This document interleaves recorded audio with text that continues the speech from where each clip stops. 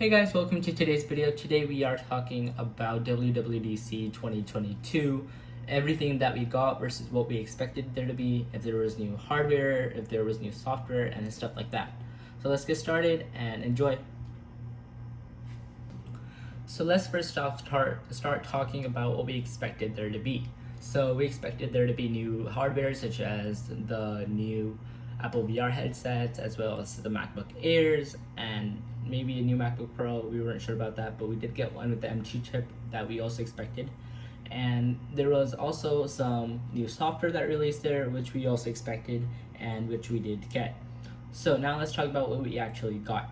So for the MacBooks, we got a new MacBook Air, which had the new M2 chip and came in 4 different colors. It came in Space Gray, Starlight, Silver, and the new Midnight.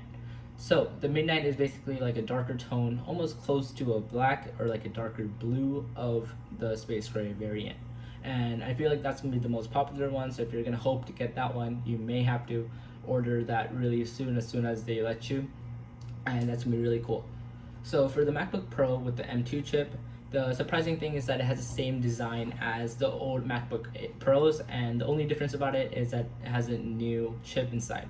So perhaps there may be a certain performance boost over the MacBook Airs with the same chipset because of the fans inside the MacBook Pros, which could be better towards cooling down the processor and having better performance over longer time periods. So say if you were to do something like video processing, video editing, or video rendering, or something that would be more heavy like gaming or perhaps, then the MacBook Pro is much better for you. It also has better speakers than the MacBook Air as a stereo sound, so if there's something that you need speakers for, such as video calling, if you're a designer, producer, or something that you need speakers for, that would be great. And for software, you got iOS 16, iPadOS 16, macOS Ventura, and watchOS 9. So there's a lot of updates that came to iPadOS and iOS, and iOS was the star of the show when it came to software. And the main updates on iOS were widgets to the lock screen, which I have shown right now, and there was also ability to edit or delete messages, which was a feature that we were asking for a really long time now, and we actually got. And you can now even copy and paste text from videos directly that are live, or like any video online that you see, which basically makes iOS and iPhones in general much more intelligent. You can even undo email sent, and for the messages, by the way, if you were to edit or delete them, it does tell the recipient that you deleted them or you edited the message, so they can see that. And they even brought weather for iPadOS, which is a significant thing since we didn't even have a proper weather app till now. It would show you the weather widget, but if you were to try to open it, it would just open up weather.com in Safari or Google Chrome or any browser that you have installed. And there's even things like FaceTime handoff now, where basically it uses Apple's ecosystem and its sync ability to sync between multiple devices. And say you were to call on your MacBook, but you wanted to switch to your iPad so you can walk around or move with the FaceTime call still on, you would just use FaceTime handoff and send that FaceTime call to your iPad directly, and you could accept it from there. And it doesn't cut the call or anything, and it's very, very easy to sync.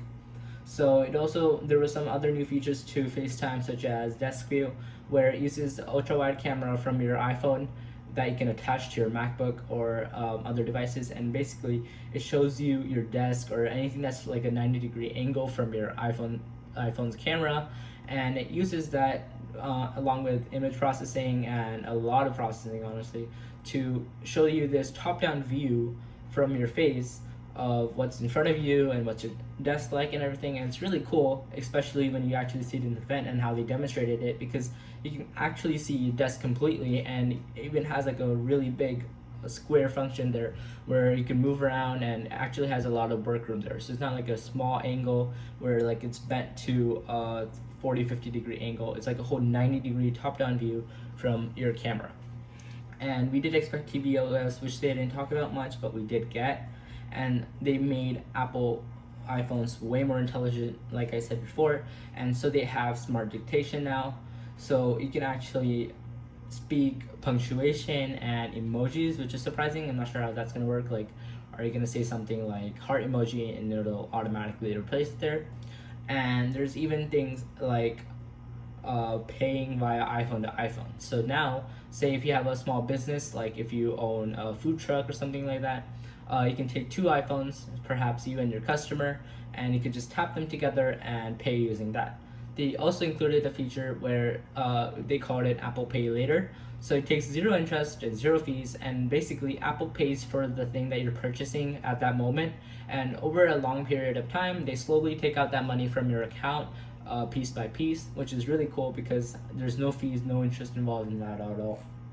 So they also introduced Apple CarPlay, which is amazing because now as cars are getting smarter and smarter, they have more screens and everything. Apple CarPlay is now synced on all those screens. So if you had like 3 screens, such as your gauge cluster, your main screen, and your bottom screen that some cars have, Apple CarPlay will take over all of that and use the device's functions to actually sync up with Apple CarPlay. So in the gauge cluster, you would see things like your miles, fuel, range, economy, and everything like that. And Apple would automatically take the data that you have from your car and show it using Apple CarPlay, which is really cool. And there was also, in the picture they showed you this car with like long screens and everything, and maybe that hints towards Apple Car coming, which I'm not sure yet if it will come or not. And that's pretty much it, honestly. They had a lot of software, some new hardware products as well. We didn't get what we expected, such as like the VR headset, but we did get the new M2 chips, and that could mean that we get the M2 Pros and the M2 Ultras, which are even faster than the M1 Ultras and the M1 Pros of the world. So we can wait for that. So next, in the next event, we are hoping for the iPhone 14, 14 Max, and Pro Max, as well as new AirPods and new watches. So let's get excited for that. I hope to see you in another video. Peace.